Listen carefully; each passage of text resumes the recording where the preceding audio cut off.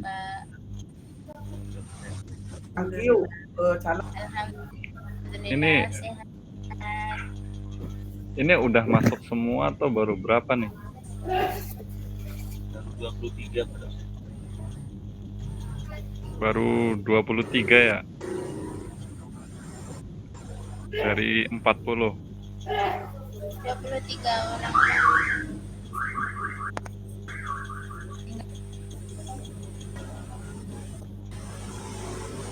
39.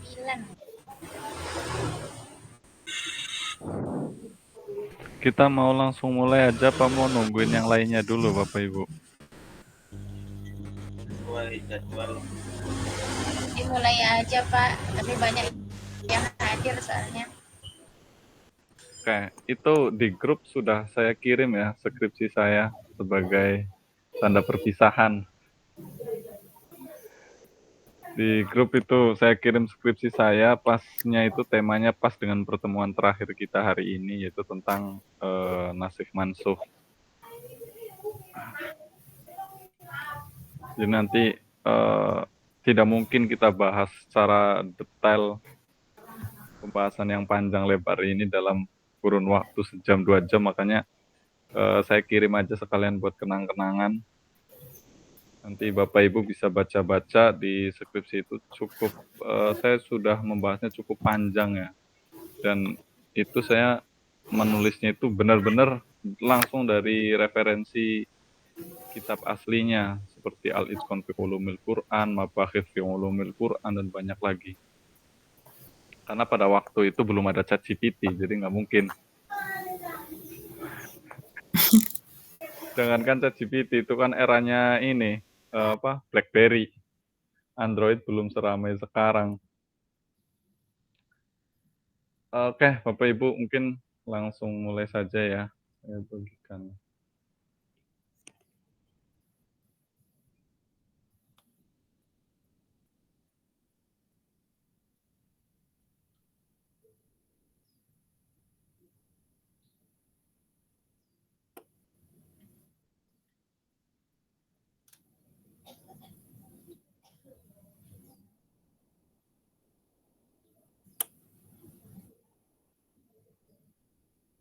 Udah kelihatan, Bapak Ibu?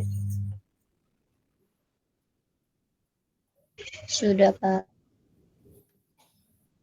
Oke, pembahasan kita kali ini di pertemuan terakhir itu tentang konsep naskh dalam Al-Quran, atau kalau bahasa akademisinya itu abrogasi, teori abrogasi dalam Al-Quran. Jadi tema ini sangat menarik ya. Kenapa? Karena diskursusnya itu sangat panjang sekali. Perdebatan di dalamnya itu melebihi dari konsep-konsep ulumul Quran yang lainnya. Dari yang kemarin kita bahas seperti yang Ijaz Al-Quran, kemudian ada Aqsamul Quran, Qisasul Quran, kemudian kemarin ada Makiyah Madaniyah. Nah, kalau konsep naskh ini, perdebatannya itu sangat kompleks sekali. Mulai dari ada yang setuju dengan ada atau tidaknya konsep naskh ini. Jadi secara garis besar, ulama itu nanti dalam diskursus ini terbagi menjadi 2 kelompok. Ada yang mempercayai adanya konsep naskh dalam Al-Quran. Yang kedua, ada yang menolak naskh Al-Quran. Nah, nanti yang percaya terhadap konsep naskh Al-Quran, mengakui adanya naskh dalam Al-Quran, pun nanti dibagi menjadi beberapa kelompok lagi. Ada yang mengakui nanti hanya 1 jenis naskh, ada yang mengakui 2, ada yang mengakui 4 jenis naskh. Nanti terbagi lagi yang percaya terhadap adanya naskh dalam Al-Quran dengan Al-Quran. Nanti itu ada yang percaya bahwa naskh itu bukan penghapusan. Nanti ada yang mempercayai naskh itu hanya penangguhan. Ada yang penundaan. Jadi nanti banyak sekali perdebatan di dalam konsep naskh ini. Jadi awalnya dalam wacana ulumul Quran yang masuk dalam kategori nasikh wa mansukh ini itu ratusan ayat. Karena para ulama awal-awalnya itu menggunakan definisi nasakh itu penghapusan ayat, sehingga definisi itu terlalu universal, yang akhirnya banyak ayat-ayat hampir ratusan yang masuk dalam kategori nasakh. Karena nanti masuk di dalamnya ayat-ayat yang mengecualikan atau mentaksis ayat yang lain, itu juga disebutnya itu sebagai nasakh. Kemudian misalkan ayat yang menjelaskan tentang batas pengamalan ayat, itu juga disebut sebagai nasakh. Atau ayat-ayat yang membatalkan kebiasaan-kebiasaan orang jahiliyah, itu juga disebut sebagai nasakh. Jadi bahkan penjelasan ayat terhadap ayat yang lain, itu juga disebutnya sebagai nasakh. Banyak sekali. Bahkan nanti takwil juga disebutnya nasakh. Akhirnya apa imbasnya? Imbasnya nasakh itu menjadi sangat banyak sekali. Makanya penting sekali untuk memahami konsep nasakh ini. Bahkan Jalaluddin Abdurrahman As-Suyuti itu dalam Al-Itqan fi Ulumil Quran, dia mengatakan bahwa tidak boleh menafsirkan Al-Quran kecuali seseorang tersebut telah mengetahui tentang nasikh wa mansukh. Jadi ini syarat mutlak kalau dalam Al-Itqan itu, syarat mutlak orang ingin menafsirkan Al-Quran itu harus paham tentang ilmu nasikh wa mansukh ini. Kalau kita mengacu pada definisi, secara etimologi, nasikh dan mansukh itu kan berasal dari kata naskho yang mengandung beberapa arti. Bisa al-ibtol, artinya membatalkan. Bisa tabdil, mengganti. Bisa al-izalah, menghilangkan. Bisa juga an-naql, yang artinya itu memindahkan. Tetapi kalau secara terminologi, menurut Mustafa Muhammad Sulaiman, ini mengutip pendapatnya Ibnu Katsir ya dalam kitabnya.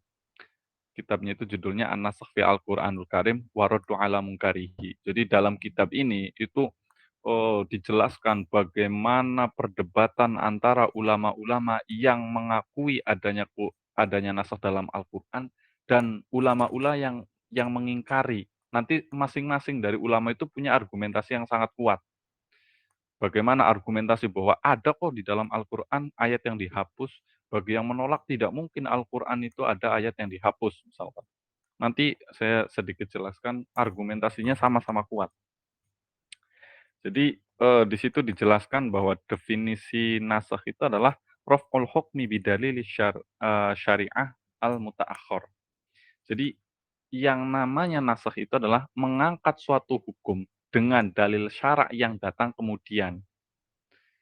Nah, dalam kitab yang sama, beliau juga mengutip pendapatnya Al-Asfahani bahwa nasakh itu izalatu syai' bi syai' yata'aqqabahu. Jadi menghilangkan sesuatu dengan sesuatu yang menyertainya. Di sini ada 2 kata kunci. Yang pertama menghilangkan sesuatu dengan sesuatu yang lain, yang kedua sesuatu itu yang dihapus adalah yang dihapus oleh sesuatu yang datang berikutnya. Kuncinya itu. Jadi hampir seluruh ulama itu bukan awalnya ya, pada awal-awalnya itu semuanya sepakat bahwa yang namanya nasakh itu adalah menghapus ayat yang datang kemudian dihapus oleh ayat yang datang kemudian. Jadi yang baru menghapus yang lama.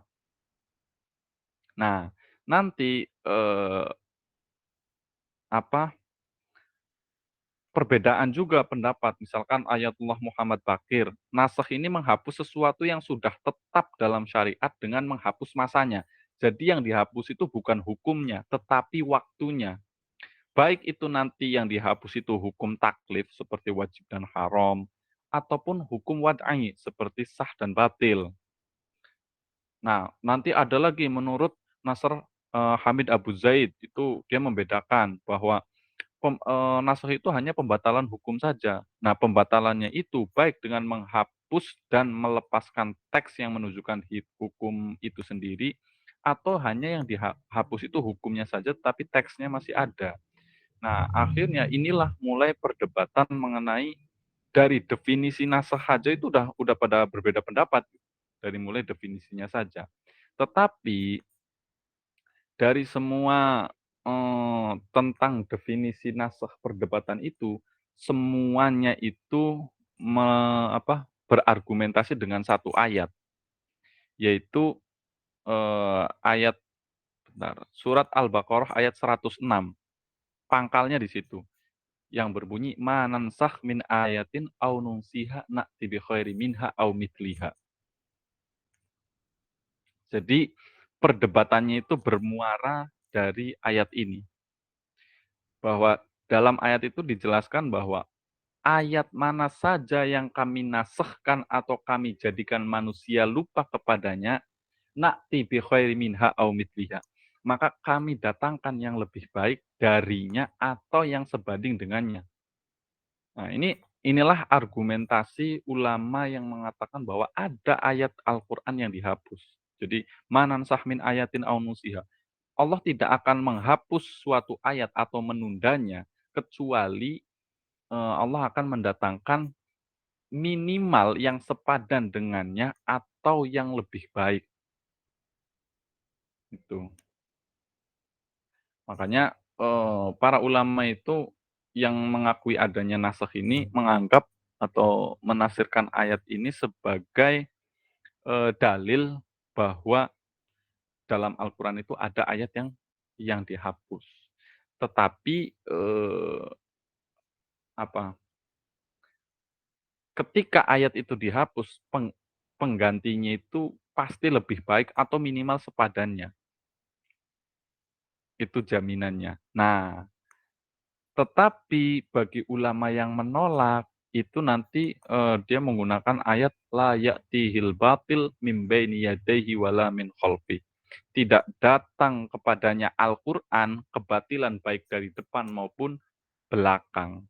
Jadi nggak mungkin Al-Qur'an itu akan ada yang dihapus. Kalau dihapus itu kan berarti, menunjukkan kekurangan. Nah, terus nanti ada lagi, kalau misalkan Allah tidak menghendaki suatu hukum itu ada, tidak mungkin dicantumkan di dalam Al-Qur'an, itu. Dan, nanti perdebatannya eee, panjang. Nah, kita bahas dulu kok nanti perdebatan kita bahas di akhir. Nanti, bagi ulama yang mengakui adanya nasakh itu ada 4 jenis.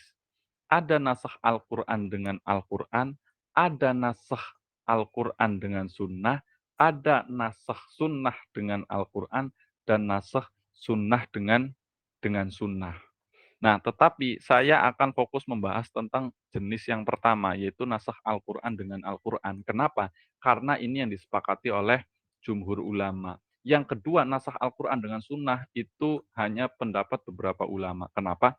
Karena banyak ulama yang menganggap bahwa nasakh Al-Qur'an dengan sunnah itu tidak bisa. Karena minimal sesuatu yang menghapus itu harus lebih tinggi atau sepadan dengan yang dihapus. Sedangkan yang lebih tinggi dari Al-Qur'an itu nggak ada. Makanya yang ada itu hanya nasakh Al-Qur'an dengan, Al-Qur'an. Nggak bisa sunnah itu menghapus Al-Qur'an, karena kedudukannya Al-Qur'an itu lebih tinggi daripada sunnah itu sendiri. Kemudian nasakh sunnah dengan Al-Qur'an, ini kemungkinan ada. Ada beberapa, contoh-contohnya. Kemudian nasakh sunnah dengan sunnah, itu nanti, masuknya ke dalam ulumul hadis. Contoh, nasakh eee, dengan sunnah. Nah, nanti nasakh Al-Qur'an dengan Al-Qur'an ini dibagi juga. Ada nasakh tilawah wal hukmu ma'an, jadi bacaan dan hukumnya itu sama-sama dihapus. Seperti yang diriwayatkan oleh Imam Muslim, dari Siti Aisyah. Beliau meriwayatkan, "Kana fima anzala minal Qur'ani asyra radha'atin ma'lumatin yahrumna fanasakhna bi khamsi ma'lumatin fatuwfiya Rasulullah sallallahu alaihi wasallam wa hunna fiha yaqra'u minal Qur'an."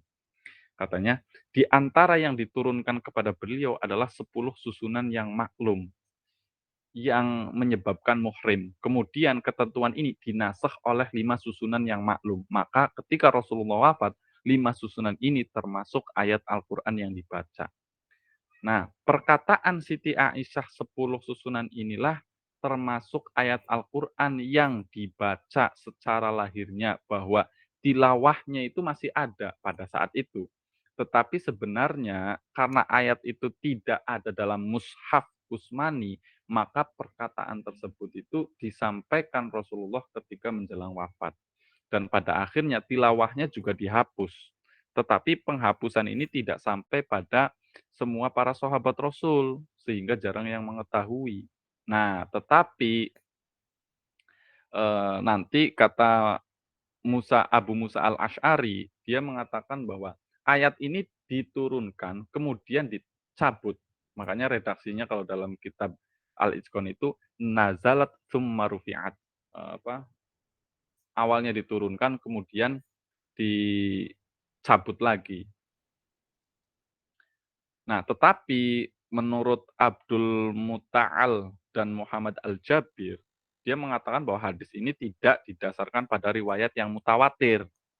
Padahal Al-Quran itu kan ditetapkan melalui riwayat yang mutawatir kan. Dulu ketika pembukuan Al-Quran misalkan, ketika penyusunan Al-Quran, kenapa Al-Baqarah itu ditaruh yang pertama, padahal surat yang pertama turun Al-Alaq misalkan.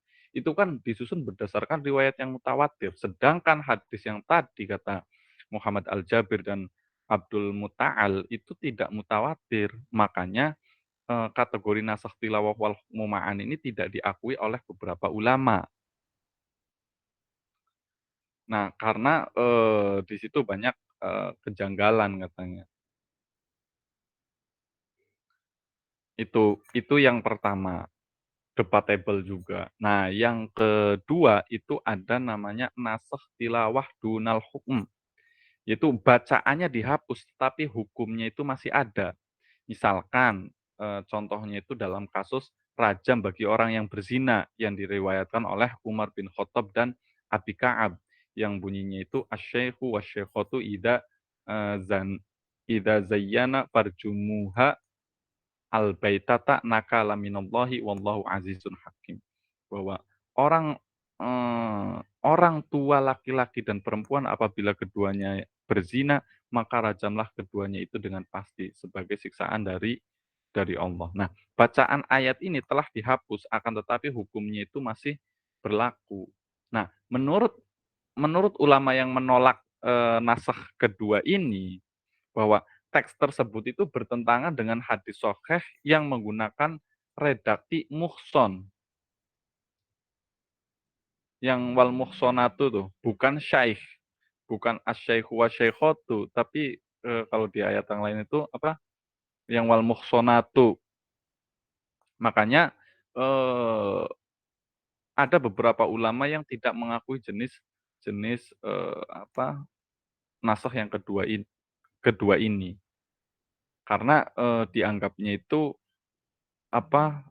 sebagai kejanggalan di dalam Al-Quran.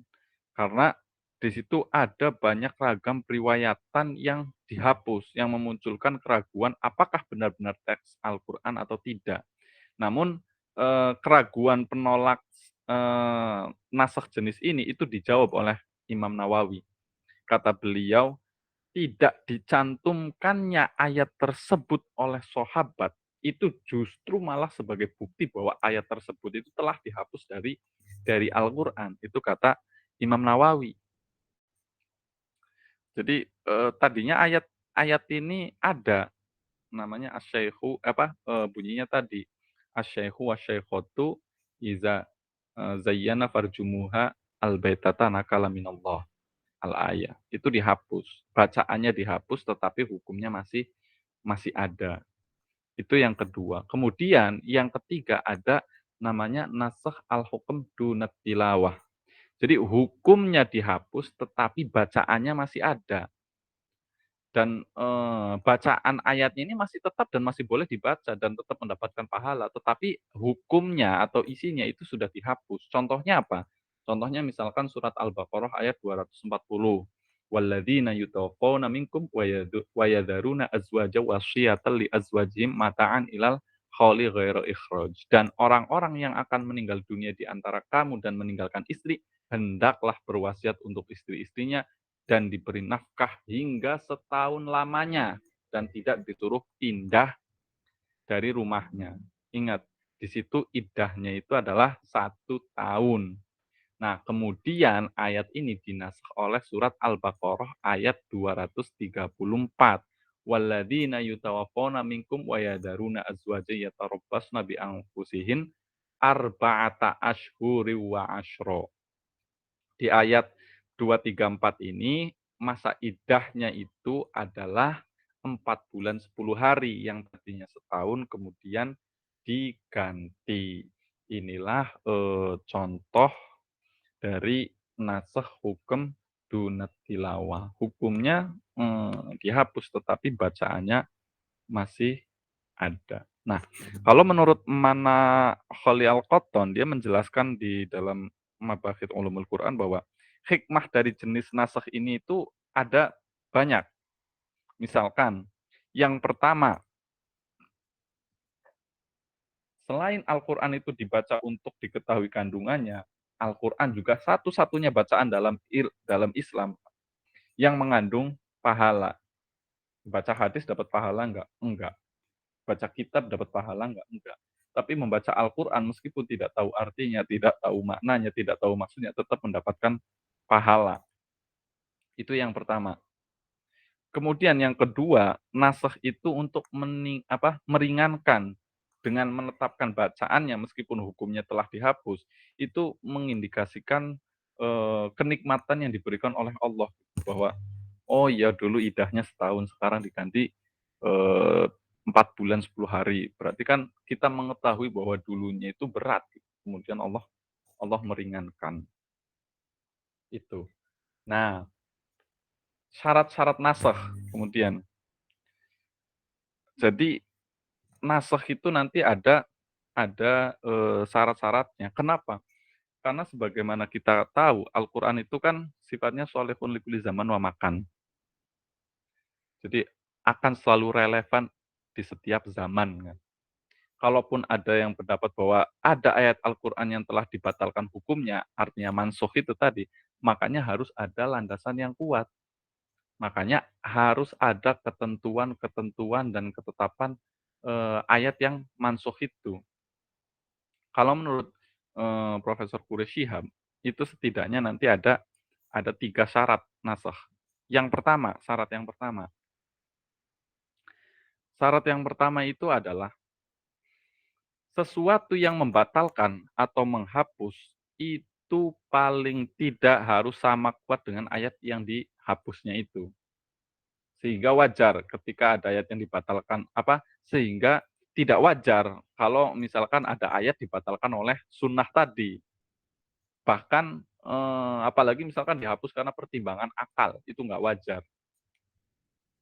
Makanya minimal ya tadi harus lebih kuat. Tetapi siapa yang lebih kuat dari Al-Quran? Kan nggak ada. Maka otomatis hanya bisa dinasakh oleh Al-Quran. Jadi Al-Quran itu hanya bisa dinasakh oleh sesama Al-Quran. Itu.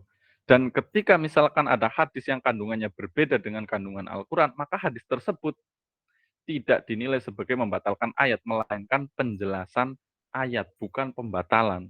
Makanya syarat yang pertama ini mutlak harus lebih tinggi atau lebih kuat. Kemudian syarat yang kedua, ayat yang dibatalkan itu benar-benar bertolak belakang. Jadi bertolak belakang ini berbeda ya dengan berbeda dengan kata berbeda. Jadi sesuatu dikatakan bertolak belakang itu apabila subjek, objek, waktu, tempat, dan syarat-syaratnya itu sama. Maka itu baru disebut bertolak belakang. Kalau misalkan ada 2 hal yang sama, tetapi salah satu dari yang telah ditetapkan tadi, misalkan subjeknya sama, objeknya sama, tapi waktu dan tempatnya beda, syarat-syaratnya beda. Ya itu namanya bukan bertolak belakang, tetapi berbeda. Makanya kalau kita mau menyebut sesuatu itu bertentangan atau bertolak belakang, ya ini harus dipenuhi syarat-syaratnya, mulai dari subjeknya, objeknya, waktunya, tempatnya. Kan gitu. Kalau misalkan tempatnya aja udah beda, ya itu namanya bukan bertentangan, bukan bertolak belakang, tapi berbeda. Itu yang harus digarisbawahi. Kemudian syarat yang ketiga itu apa? Harus terbukti dengan kuat dan meyakinkan ayat mana yang lebih dulu turun dan mana yang turun kemudian. Nah ini memang dari keumuman hampir semua yang sepakat dengan konsep nasakh ini adalah ayat yang baru datang itu menghapus ayat yang lama, ayat yang kemudian. Dan harus diingat ya bahwa yang duluan mana ayat itu bukan dilihat dari mushaf, bukan dari susunan di dalam Al-Qur'an. Karena kayak misalkan Al-Alaq itu kan ditempatkan di urutan ke-96, kemudian Al-Baqarah itu di urutan pertama. Itu bukan berarti Al-Baqarah lebih dulu dari Al-Alaq. Begitu juga ayat-ayat yang atau surat-surat yang lainnya. Tetapi dilihatnya itu adalah dari ayat mana dulu yang paling turun. Nah, kemudian kata Quraisy Shihab ini bahwa nasakh Al-Qur'an ini hanya terjadi dalam bidang hukum saja. Jadi tidak menyangkut mengenai informasi Al-Qur'an, kemudian berkaitan dengan keimanan, kemudian berkaitan dengan misalkan apalagi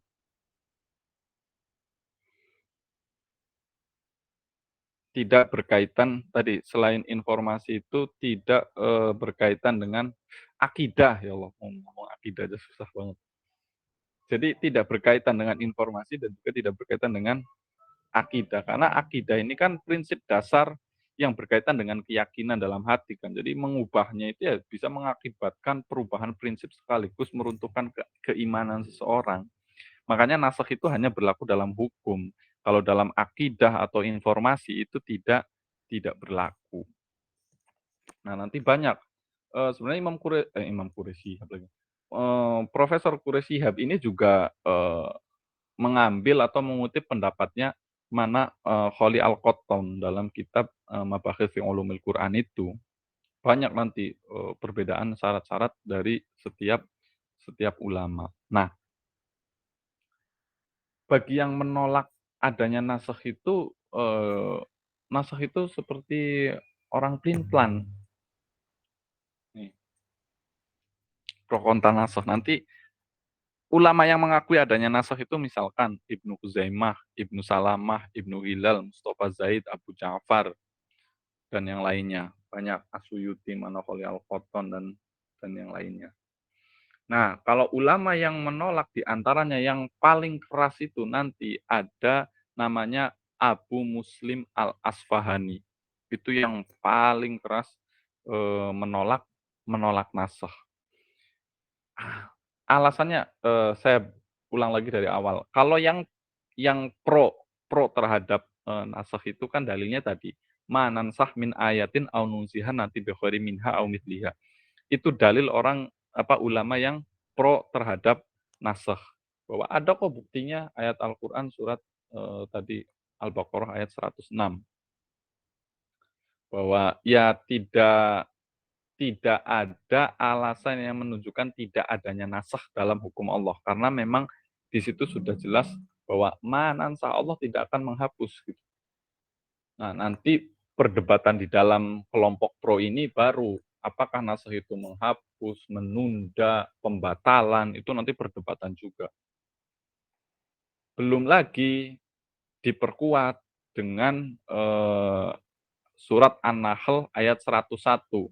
Wa idza baddalna ayatan maka na ayatin. Bahwa apabila kami meletakkan suatu ayat di tempat ayat yang lain sebagai penggantinya, badalna ayatan makana ayat. Ini penguat juga bahwa Allah itu ini mengganti ayatnya gitu.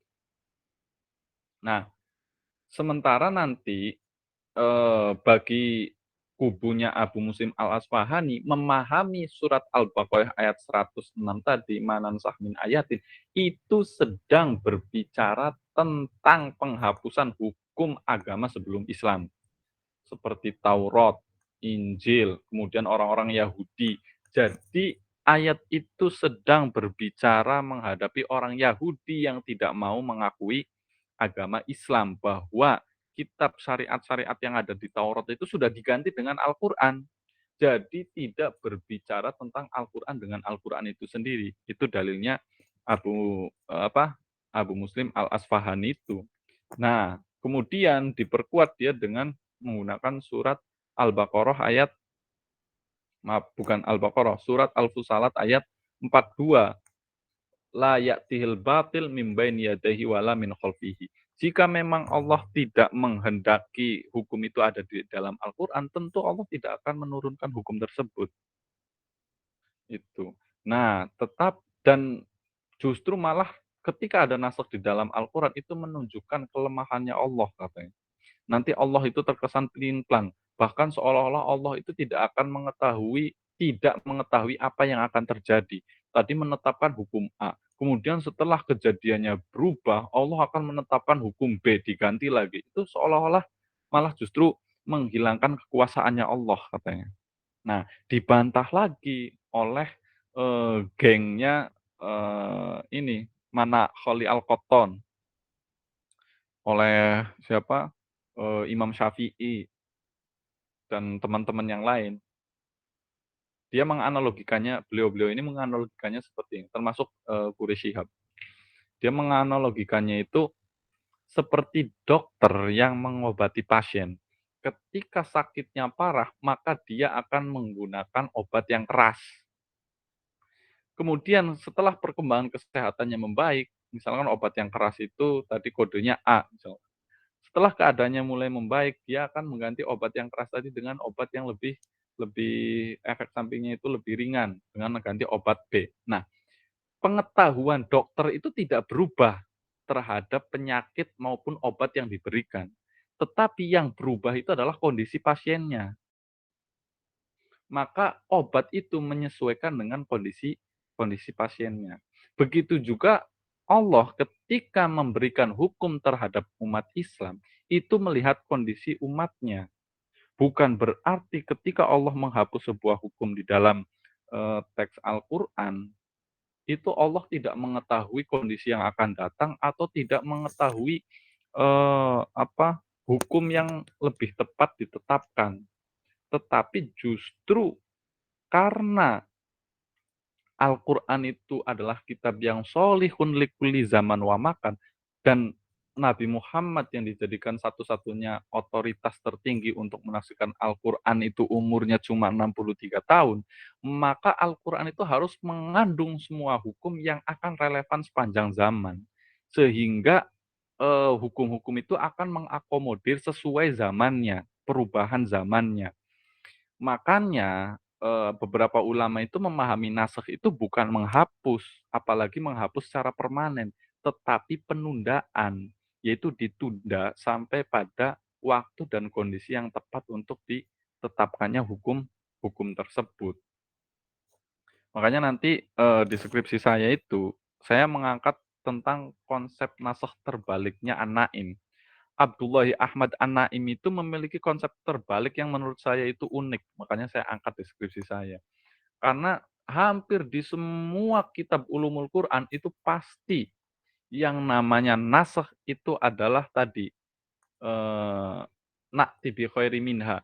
Jadi ayat yang lama itu akan dihapus oleh ayat yang baru turun. Nah, kalau dalam konsep nasakh terbaliknya An-Naim, kenapa disebutnya itu nasakh terbalik?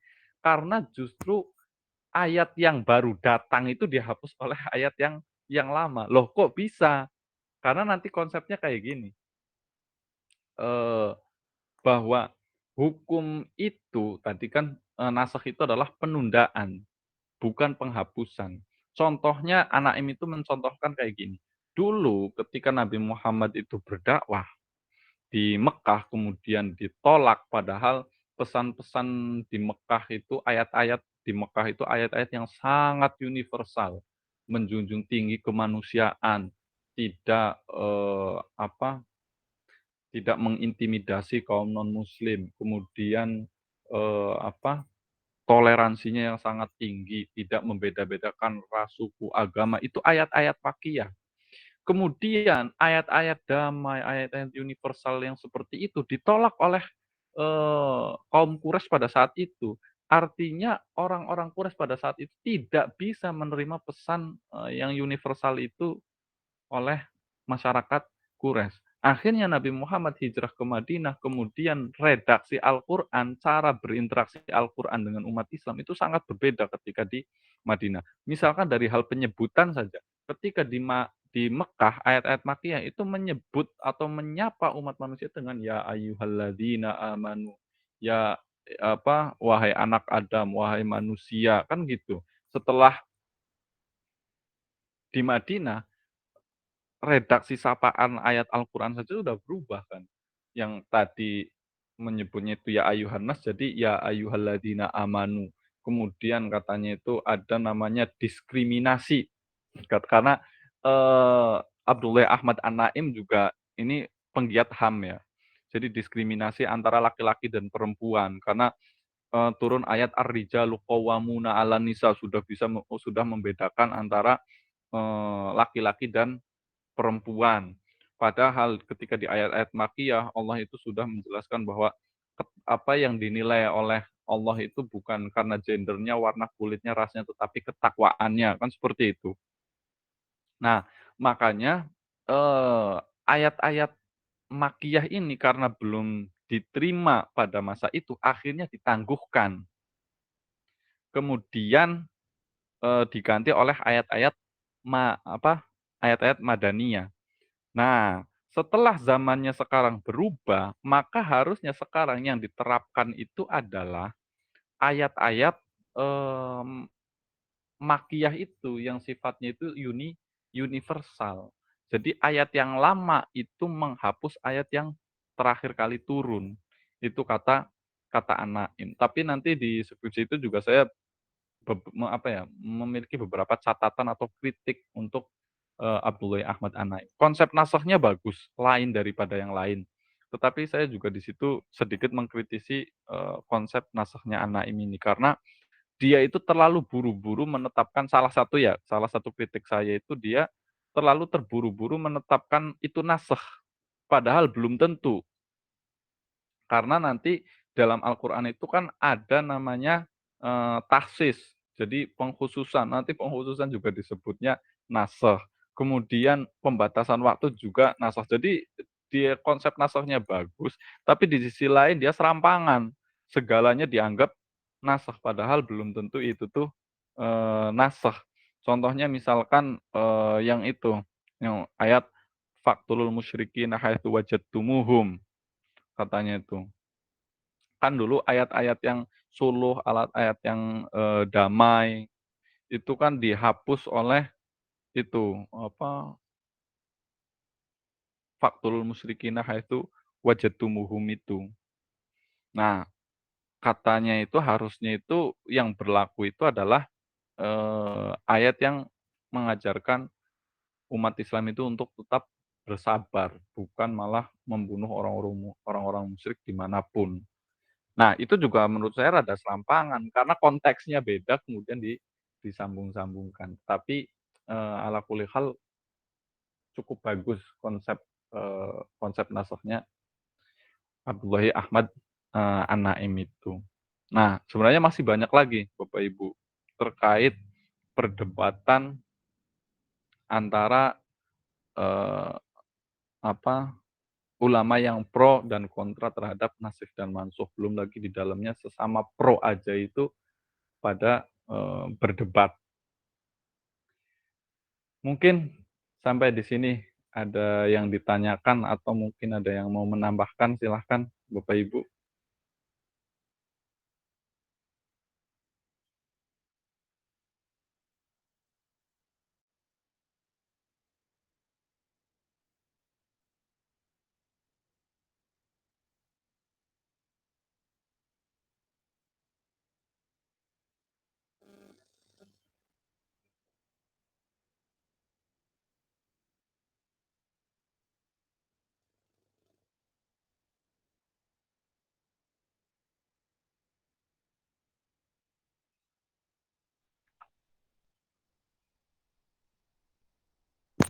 Ya, silahkan.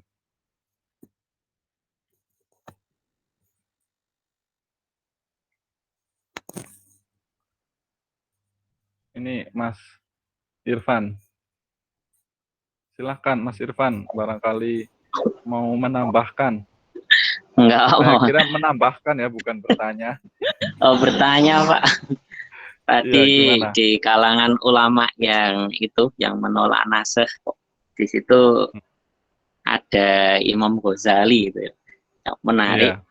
Iya. Setahu saya kalau di Imam Ghazali itu di kitab Qawaidnya Al-Mustasfa itu juga membahas naskh gitu. Mm-mm. Lah itu kejelasannya bagaimana Pak? Wah, pertanyaan berat ini. Terus, Nah, itu aja yang ditanyakan. oke.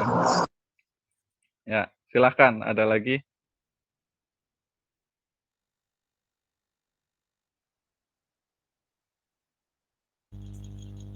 Assalamualaikum Pak dosen. Ya, Waalaikumsalam. Saya ingin bertanya jujur, ini pelajaran yang menurut saya karena ini awal saya juga kuliah, Pak. Jadi sangat berat menurut saya. Jadi pertanyaan saya itu bagaimana cara menentukan ayat atau mencari ayat yang nas Al-Quran dengan Al-Quran. Sementara kan tadi dijelasan bahwa ada yang hukumnya dihilangkan kemudian dirubah dan sebaliknya. Itu menentukan yang ayat awalnya itu bagaimana? Yang menentukan apanya, Mas? Menentukan bahwa ini loh ayat yang diganti hukumnya atau seperti itu. Mungkin Pak dosen bisa mengertikan. Ya, oke. Silahkan, satu lagi.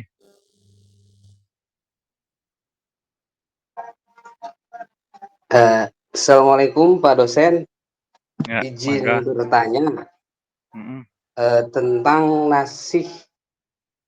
Apakah jika memang ada penjelasan ayat lama diganti dengan ayat baru, apa itu justru bisa sama seperti dalam Injil itu Pak? Maksudnya kan ada perjanjian lama dan juga ada perjanjian baru gitu Pak. Mohon penjelasannya. Oke. Ya, luar biasa ini, pertanyaan lumayan berat-berat ini. Lebih berat dari pas sidang skripsi kayaknya. Oke, yang pertama tadi ya Imam Al-Ghazali. Jadi beda orang itu, Mas Irfan.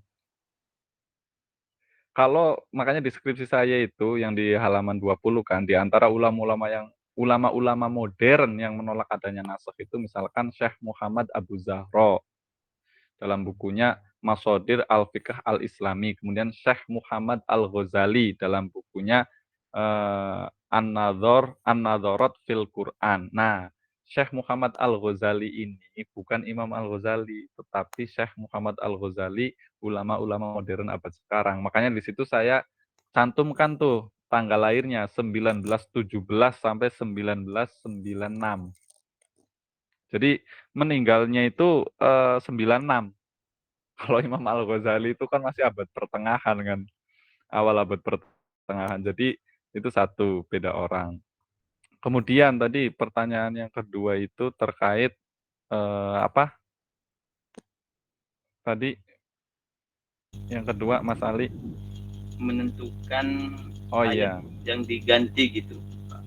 Menentukan ayat diganti. Jadi satu, tadi yang syarat-syarat dari Prof. Quraish Shihab itu, satu, harus benar-benar, jadi gini ya, bahkan ini menarik, kata para ulama, sebenarnya ayat Al-Quran itu tidak ada yang bertentangan. Ayat Al-Quran itu tidak ada yang bertentangan. Yang bertentangan itu adalah apa? Yang bertentangan itu adalah pemahaman orang atau ulama atau pemikir dalam memahami ayat tersebut. Jadi sebenarnya ayat Al-Quran itu tidak ada yang bertentangan, tetapi hanya seolah-olah bertentangan. Makanya nanti yang tadinya Al-Quran, ayat Al-Quran yang seolah-olah bertentangan itu jumlahnya ratusan, setelah dikaji lebih dalam lagi oleh para mufasir, itu jumlahnya itu nggak lebih dari 10. Itu pun nanti kalau dikaji lagi kayaknya nggak bertentangan. Karena apa? Nanti ada amkhos misalkan, ada ayat yang berbicara umum, ada yang sebagai pengkhususan. Nah dulu itu juga disebutnya itu menghapus, padahal enggak. Makanya salah satunya itu Prof. Quraish Shihab itu kan harus menitik beratkan bahwa ayat Al-Quran ketika mau dinasah itu harus benar-benar bertentangan. Sedangkan syarat sesuatu itu bertentangan itu kan tadi subjeknya sama, objeknya sama, kemudian waktunya sama, tempatnya sama. Makanya kayak gini, ini juga seolah-olah bertentangan yang saya masih ingat. Teman bapak-bapak ini, bapak-bapak kalau Jumatan biasanya kita disuruh apa? Ittaqillaha apa? Ittaqullah haqqa tuqatih. Bertakwalah kalian setakwa-takwanya, gitu kan? Tetapi di ayat yang lain itu kan dijelaskan juga apa yang hafal Quran yang bertakwalah kalian semampu kalian. Fattaqullaha mastata'tum. Nah, itu. Ayo, itu seolah-olah apakah bertentangan? Bagi orang awam seperti kita, wah, ini Allah gimana ini? Ayat yang lain menyuruh kita bertakwa setakwa-takwanya. Tetapi di sisi lain Allah menyuruh kita fattaqullaha mastata'tum. Bertakwa kalian semampu kalian. Jadi yang benar yang mana gitu? Itu juga seolah-olah bertentangan. Padahal itu nggak bertentangan karena nanti beda tempat, beda subjek di situ sedang berbicara. Makanya harus benar-benar jeli kalau belajar nasih. Makanya tadi syarat untuk menafsirkan Al-Qur'an itu harus benar-benar paham ilmu nasikh wa mansukh. Kalau enggak bahaya. Semuanya dikira bertentangan. Itu yang pertama. Yang kedua, tadi kalau menurut jumhur ulama itu harus mengetahui ayat mana dulu yang lebih turun. Kayak contoh misalkan, dulu ayat Al-Quran walillahil masyriq wal maghrib fa'inama tuwallu fatama wajhullah. Itu dulu menghadap kemana saja, sholat untuk menghadap kemana saja gitu kan. Tetapi di ayat yang lain fawalli wajhaka syatral masjidil haram, suruh menghadap ke Masjidil Haram. Itu juga tadinya dianggap sebagai nasakh, tetapi nanti ada penjelasannya. Tadinya ke Baitul Maqdis. Jadi untuk mengetahuinya itu ya kita harus tahu ketika ada dua ayat yang seolah-olah bertentangan, kita lihat asbabun nuzulnya, turun berkaitan dengan apa, tahun berapa, ayat yang mana yang lebih turun. Mentok-mentoknya kan orang-orang seperti kita, oh yang lebih turun misalkan ayat ini, berarti ini menghapus ini. Kan paling kayak gitu. Padahal setelah dikaji lebih dalam, biasanya nanti di Al-Itqan fi Ulumul Quran itu udah disebutkan Al-Itqan fi Ulumul Quran, Mabahith fi Ulumul Quran.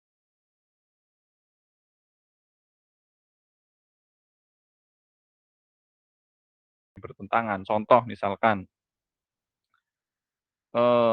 ini yang saya bahas di skripsi saya, misalkan, bentar. Tuh, tadi ada tuh surat Al-Imran tuh, ya ayyuhalladzina amanu taqullaha haqqa tuqatih, seolah-olah bertentangan sama fattaqullaha mastata'tum. Kemudian yas'alunaka 'anis syahril haram qitalin fi, bahwa berperang di bulan haram itu adalah dosa besar. Itu kan itu. Tetapi di sisi lain, di ayat yang lain dijelaskannya itu disebutkannya itu waqatilul musyrikina kafatan. Coba kalau ayat ini dipahami serampangan, dan perangilah kaum musyrikin itu semuanya sebagaimana mereka memerangi kamu. Kafah loh. Waqatilul musyrikina kafatan. Itu. Kemudian faktulul musyrikina haitsu wajadtumuhum. Coba. Bunuhlah orang-orang musyrik itu di mana saja kamu jumpai. Ini kalau dipahami secara serampangan, wah ada orang musyrik, ayo kita bunuh. Itu perintah Allah. Faqtulul musyrikina haitsu wajadtumuhum. Padahal kata ulama, ini contoh penyelesaiannya, surat At-Taubah ayat 36 yang menunjukkan tadi siapapun, dan surat At-Taubah ayat 5 yang dimanapun, keduanya itu tidak menunjukkan arti kapanpun, sehingga kedua ayat tersebut itu tidak bertentangan. Karena tadi syarat bertentangan itu tadi kan ada 4 kan, subjek, objek, kemudian waktu, dan tempat. Ini harus sama. Nah, ternyata dari ketiga surat ini tuh beda, objeknya beda. Maka itu tidak disebut bertentangan.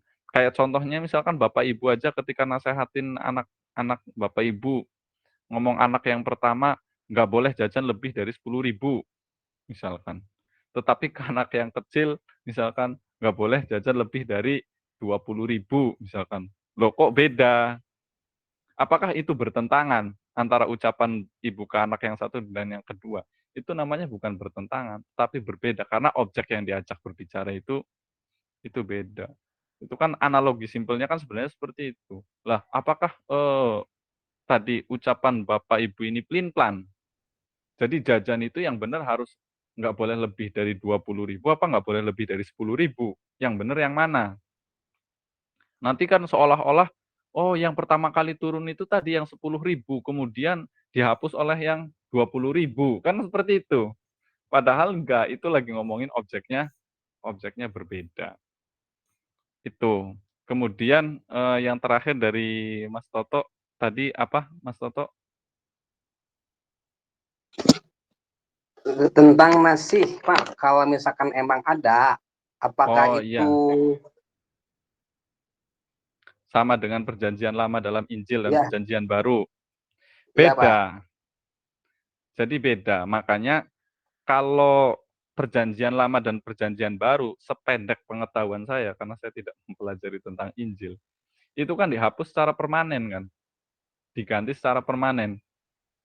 Jadi yang berlaku itu kan perjanjian baru, perjanjian lama itu hanya sebagai dokumentasi. Koreksi kalau misalkan saya salah, barangkali di sini ada yang ngaji Injil, bisa dibedah di sini. Sedangkan nasih itu bukan penghapusan tadi. Jumhur ulama itu menyepakati itu bukan penghapusan, tetapi penundaan. Ada yang menyebutnya itu seperti itu. Jadi bukan dihapus secara permanen. Satu itu. Yang kedua, kalau Al-Quran seperti kayak tadi kata Alman Al-Khotton itu, dia menganggapnya itu bahwa tadi contoh misalkan menghapus hukum tapi tilawahnya nggak dihapus. Itu karena Al-Quran itu memiliki unsur tadi pahala. Meskipun nggak tahu artinya ketika kita baca Al-Quran itu kan mendapatkan pahala itu. Jadi berbeda. Makanya itulah kenapa berbeda, kenapa para ulama banyak yang mengharamkan hermeneutik untuk menafsirkan Al-Quran, karena Al-Quran dan Injil itu beda. Maka alat yang untuk mengupas Injil yaitu hermeneutik kok digunakan untuk mengupas Al-Quran, ya nggak bisa karena objeknya aja beda. Tetapi sebenarnya mayoritas ulama, bukan mayoritas sih, ada juga ulama yang pro terhadap penggunaan hermeneutik dalam menafsirkan Al-Quran. Kalau nggak salah Gus Baha juga pernah menyinggung kok tentang hermeneutik. Dan kalau Bapak Ibu belajar tentang hermeneutik itu asik kok, seru. Tinggal nanti Bapak Ibu tinggal pilih saja, karena hermeneutik itu kan nanti banyak ya teori-teorinya. Nanti kalau saya sih lebih objektif ya, tidak memukul rata semua hermeneutik itu tidak bisa dijadikan untuk menggunakan dijadikan untuk menafsirkan Al-Quran. Nanti hermeneutik juga banyak teori-teorinya. Ada teori yang bisa digunakan untuk menafsirkan Al-Quran, ada juga yang tidak. Contoh yang bisa digunakan untuk menafsirkan Al-Quran misalkan, Al-Quran atau hadis misalkan, yang saya tahu itu teori hermeneutiknya Fazlur Rahman. Fazlur Rahman itu punya teori hermeneutik namanya double movement. Jadi dua pergerakan. Ketika kita ingin mengetahui hukum Islam, kita harus melakukan dua pergerakan. Pertama pergerakan apa? Pergerakan kita kembali pada saat ayat Al-Quran itu diturunkan. Jadi melihatnya itu dari sudut pandang saat Al-Quran itu diturunkan, bukan melihat dari kacamata sosial zaman kita saat ini, tetapi lihat pada saat zaman itu seperti apa. Kemudian setelah kita seolah-olah lagi perjalanan waktu masuk ke era di mana ayat itu diturunkan, baru balik lagi ke masa sekarang dengan membawa intisari dari ayat itu. Bukan melihat intisari ayat ini dari zaman sekarang, bukan. Tapi kita harus masuk ke zaman itu. Karena kata Fazlur Rahman itu, Al-Quran itu tidak turun di ruang hampa. Al-Quran turun bukan di atas kertas putih kosong bersih. Tidak. Tetapi Al-Quran turun di ruang yang penuh dengan dinamika sosial, politik, budaya, kultur pada saat itu. Maka Al-Quran itu akan berinteraksi dengan elemen-elemen ini. Sehingga untuk memahami Al-Quran, kita ya harus kembali ke tahun di mana ayat Al-Quran itu diturunkan. Atau contoh simpelnya gini. Dulu, pasti Bapak Ibu masih ingat ya dulu ketika Megawati jadi presiden.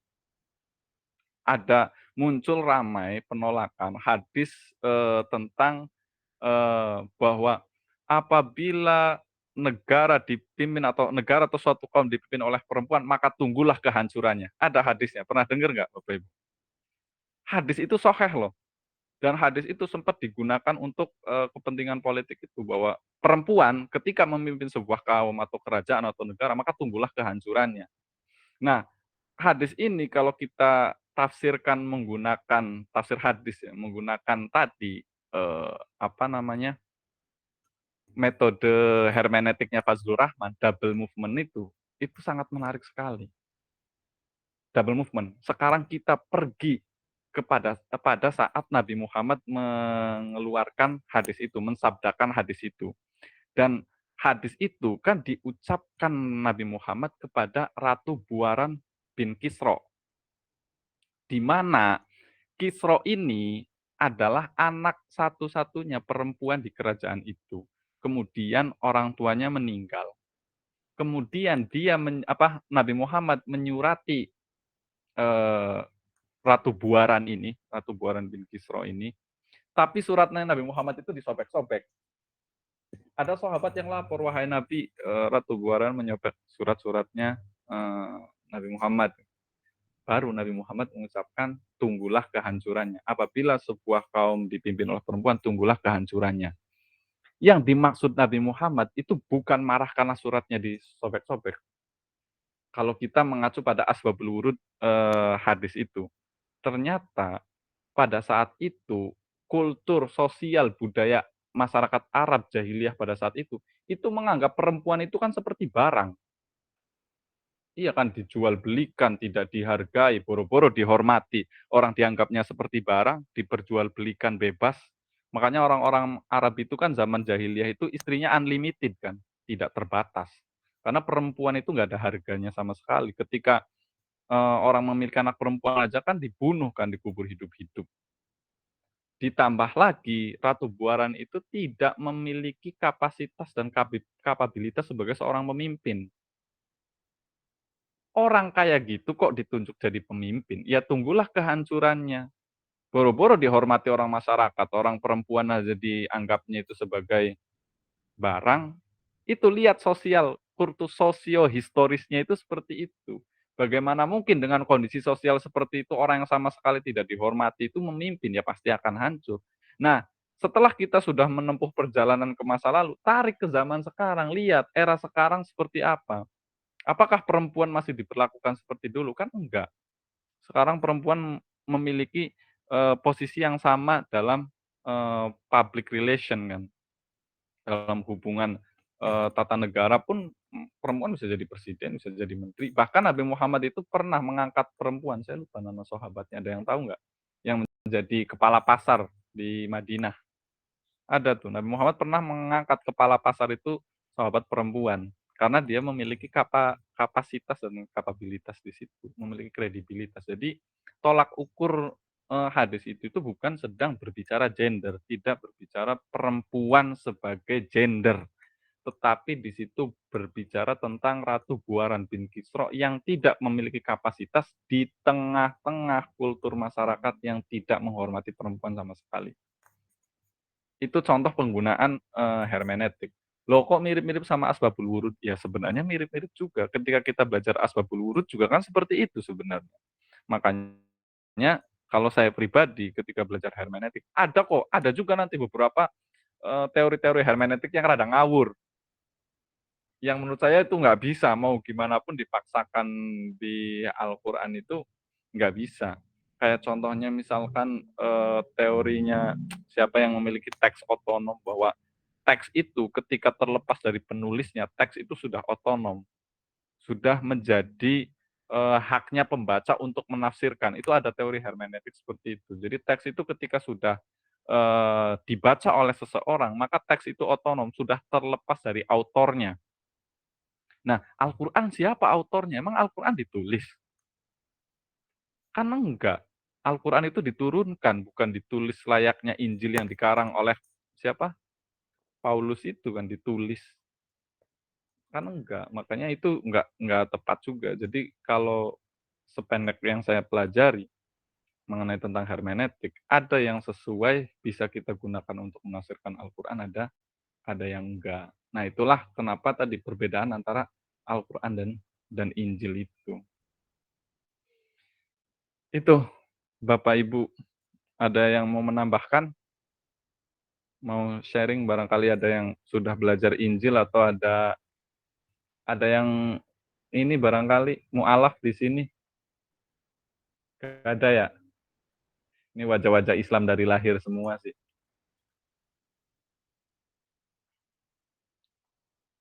Gimana? Ya, silahkan Mas Ali. Boleh nanya di luar konteks, Pak dosen? Ya, boleh. Terakhir. Oke, Silahkan. Pertanyaan saya, Al-Quran itu diturunkan secara wahyu kan, kemudian suci. Tapi konon katanya ini Pak dosen ada ilmu-ilmu yang hitam itu diambil dari ayat-ayat Al-Quran. Bahkan di kalangan santri mungkin ada tahu apa namanya fudul, mungkin untuk memikat wanita itu kan tidak baik aslinya, karena merubah yang tidak suka menjadi suka. Itu kesucian kan berubah, jadi bagaimana itu hukumnya Pak? Ya. Ini jawabannya subjektivitas saya ya. Terserah nanti Bapak Ibu mungkin punya pemikiran sendiri. Ada salah satu ulama ahli tafsir, Ibnu Katsir. Ibnu Katsir itu dalam tafsirnya itu mengatakan Al-Quran itu seperti berlian. Jadi mau dilihat dari sisi manapun itu akan tetap sempurna dan indah.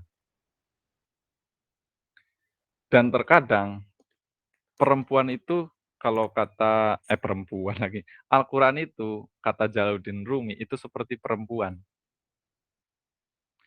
Dia akan bisa dipahami oleh orang yang mampu membuka hatinya, yang mampu mencintainya dengan tulus tanpa pamrih.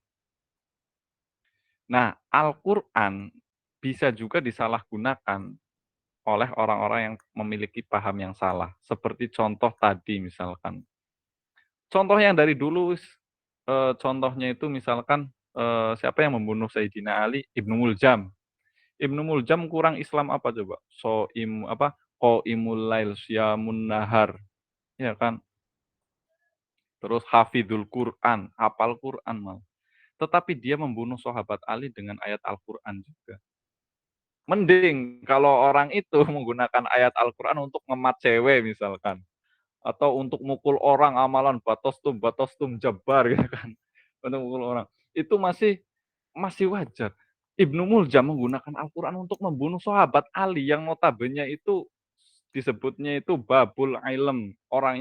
Bahkan orang yang dijamin masuk surga, masih kerabatnya Rasulullah, dibunuh menggunakan ayat Al-Quran apa? Malam yahkum bima anzalallah fa ulaika humul kafirun. Dia kan alasan membunuh sahabat Ali kan menggunakan ayat itu. Karena dia menganggap bahwa sahabat Ali itu tidak menggunakan hukum Allah. Malam yahkum bima anzalallah faulaika humul kafir. Ini jugalah yang dalil yang dijadikan dulu para pengusung khilafah itu kan, yang tingkat ekstrimnya menjadi teroris itu karena menganggap bahwa pemerintah republik yang menggunakan demokrasi itu apa namanya, dianggapnya itu sebagai tauhid karena tidak menerapkan hukum Allah, dan mereka menganggap bahwa khilafah itu hukum Allah harus ditegakkan. Kalau nggak ditegakkan ya faulaika humul kafirun, itu halal darahnya. Itu. Nah, ketika tadi kemarin itu salah satu kemukjizatan Al-Qur'an itu kan dalam bacaannya bisa menenangkan hati. Makanya kan kullu mukarrarin mumillun illa qiraatul Qur'an. Sesuatu yang diulang-ulang, yang hal sederhana yang kita rasakan, sesuatu yang diulang-ulang itu pasti membosankan. Tetapi Al-Qur'an itu tidak pernah membosankan. Itu contoh real mukjizat Al-Qur'an yang kita rasakan setiap hari-hari. Bapak Ibu pernah nggak bosan baca Yasin?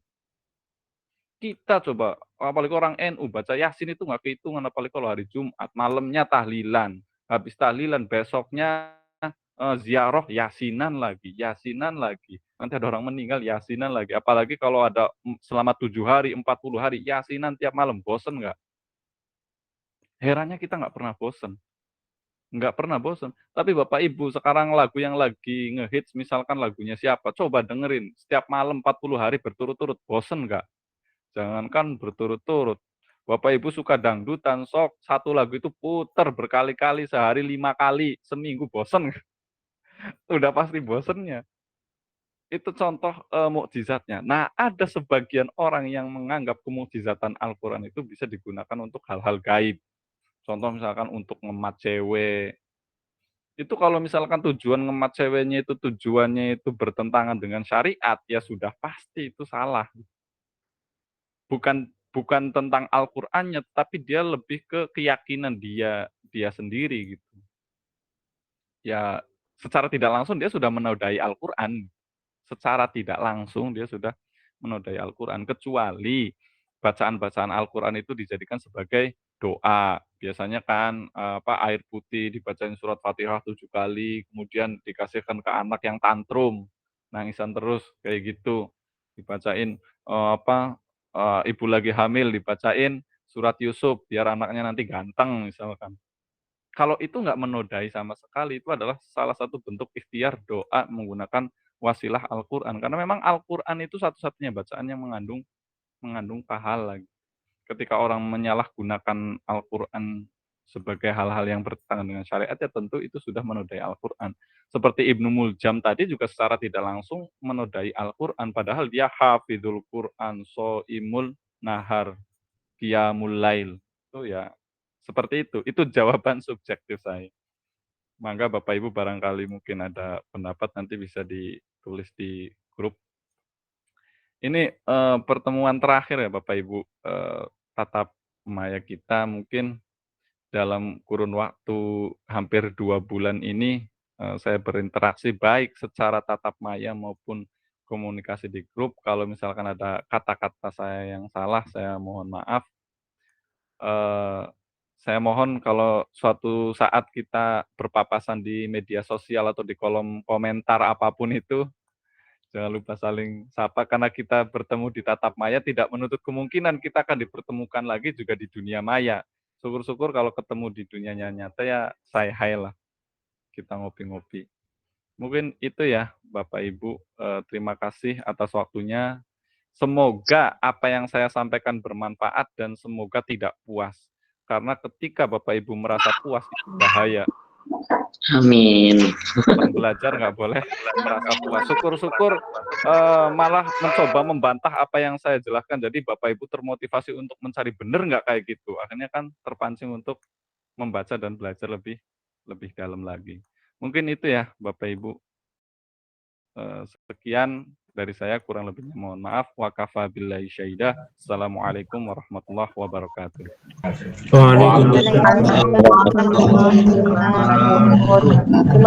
Terima kasih Bapak dosen. Sama-sama. Pamit dulu.